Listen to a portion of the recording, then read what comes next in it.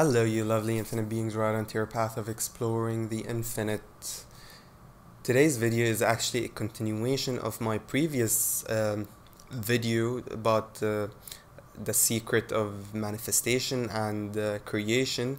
The last video, because it's gotten longer than I expected, and there was one important point that I wanted to mention, and it has to do about something that's called the region beta paradox.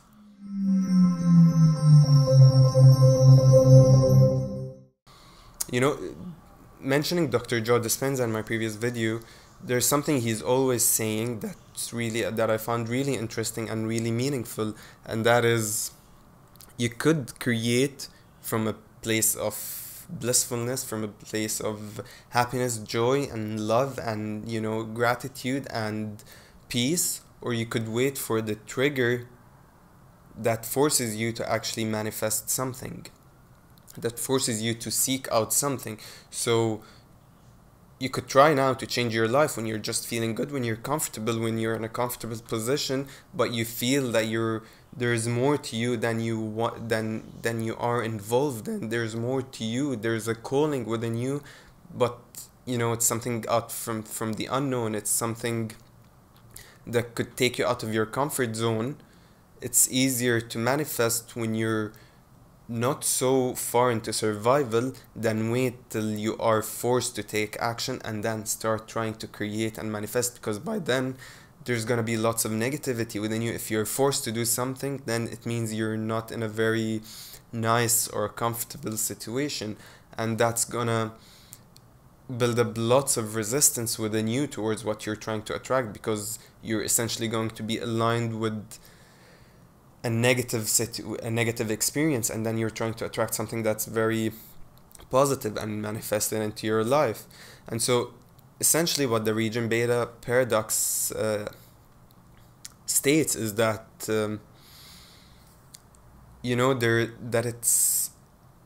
it's easier for us to change our lives if it's much worse than it is neutral.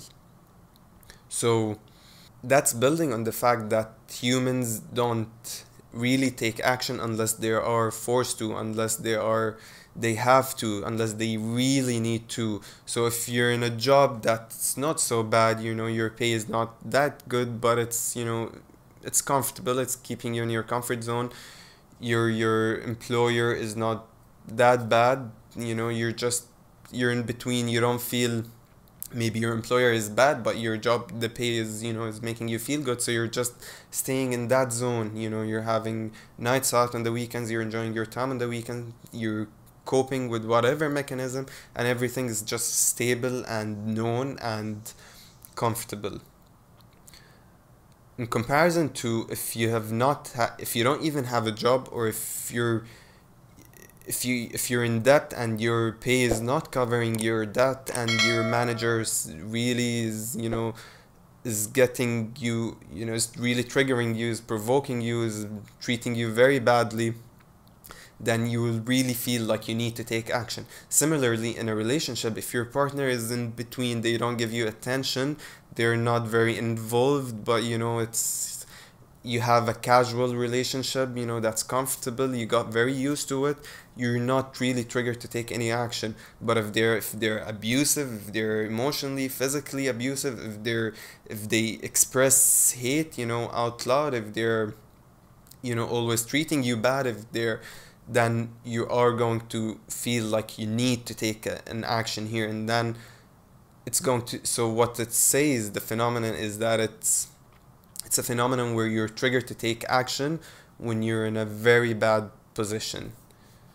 In contrast, Dr. Joe Dispenza says that it's easier for you to manifest and create something into your life that you want when you're feeling good, when you're blissful, when you're really inspired and passionate about that thing, rather than trying to force it out of desperation. You're trying to create it out of love and seeking. And so my point here is, don't wait till you're in that position, don't wait till things really get dark, because then it's gonna be so hard to pull yourself out of it.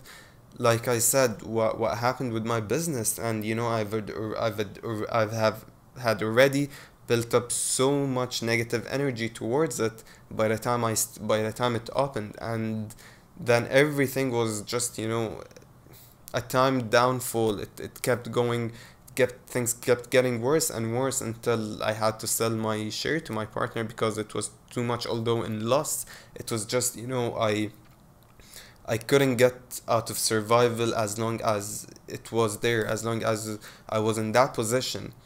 And once I got it off my shoulders, I was then able to, really feel good about myself. I was then able to see the positive, and then I was able to connect, and I was able to, attract better things and look at the world in a better perspective, having a positive outlook on my life and my present and the future and the past and everything.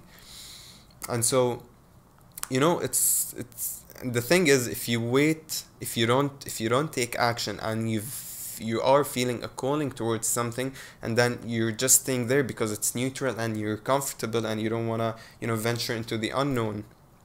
Like I said, the unknown, suffering, it is the best teacher to manifestation. It is what it tells you everything that you need to know about yourself. I have several videos about that, and I've done many videos about this concept, and how, you know suffering and the unknown and you being out of your comfort zone is what leads you to actually understand what you truly want, and therefore create it. Although if it gets too bad, if you let things, if you ignore it for too long, what you're doing internally is that you are praying for something to happen for you to cause you to take that action. And then what happens is that, like I said in my previous video, God is always giving, source, your higher self is always giving you what you're asking for. And so if you're feeling this calling, but you're trying to ignore it and trying to, use coping mechanisms to not really think about it and just stay within your comfort zone, then it's going to create a problem, maybe a crisis, maybe something that traumatizes you into taking action, that triggers you into taking action. And it starts off maybe mild, and then medium, and then if you just keep ignoring at things and yet harboring this internal emotion that you are feeling towards something, this calling, and feeling it subconsciously or internally, then it keeps getting you to a point, it keeps pushing you into a corner where you are forced to take action, when you are forced to reconnect and with yourself and go back into yourself and align both your mind, body, and soul with that thing, and just aligning them, making them one. Because if you're discoherent, your body is in one place, your mind is another, your soul is in another, then everything is just a mess in your life. It's gonna manifest into your external reality as such. And so it forces you to go to a place where you realign everything. You're in synchronicity, you're coherent, mind, body, and soul. And that's when you realize what you want and what you truly should have done, and how you to create it. And then you go back to feeling it, and to understanding, and to learning more about it, and so on and so forth. And like I said,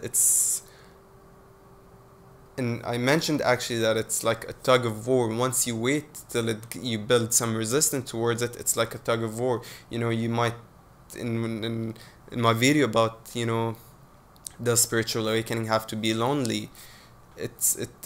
I speak about how we reach to a point where, you're taking an action, but you're internally aligned with something else, and so it's like you keep yourself stuck in this same position for a long time, rather than just, swifting through and flowing through the current, and with the current, and towards your next experience in life. You just, by holding on to the past, it's like your mind is in one place and your action is in another, and your true alignment is in a different place, and you just keep yourself stuck in the same place over for a very long time unnecessarily.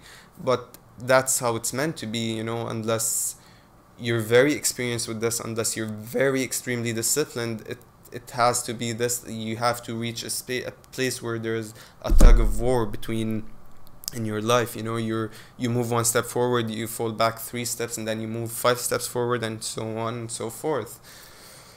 With that being said, I wish you the best of luck with all your creations in this life, you beautiful infinite beings, and thank you for tuning in once again.